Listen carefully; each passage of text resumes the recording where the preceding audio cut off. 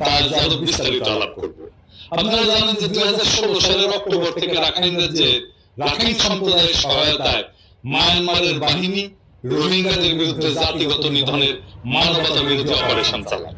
এই জাতিগত নিধনের পেছনে উদ্দেশ্য ছিল রাখাইন রাজ্যের সিতোয় বন্দর থেকে শুরু করে উত্তর রাখাইনের গুচিটং অঞ্চল পর্যন্ত মুসলিম ধর্মাবলম্বী রোহিঙ্গাদের চিরতরে বাংলাদেশে বিতাড়িত করা, যাতে করে ভারতের কালাদান মাল্টি মডেল ট্রানজিট করিডোরের জন্য জায়গা খালি করা যায়। কোথাও কোনো উন্নয়ন প্রকল্প হইলে সেই প্রকল্পের আশেপাশের জায়গার দাম বাড়ে, আপনারা জানেন। অনেক জমি অধিগ্রহণ করতে হয় সরকারকে, এটা আপনারা জানেন। কোথাও রাস্তা গেলে, রেল গেলে জমি অধিগ্রহণ করে সরকার বা ওই কোম্পানি, এটা অনেক টাকা দিতে হয় সরকারকে বা ওই কোম্পানিকে। যদি একেবারে উচ্ছেদ করে দেওয়া যায় তাহলে ক্ষতিপূরণের টাকা বেঁচে যায় আর কি। আর আশেপাশের জমির তো দাম বাড়েই, আপনারা জানেন। আপনারা পদ্মা ব্রিজের কথা ধরেন।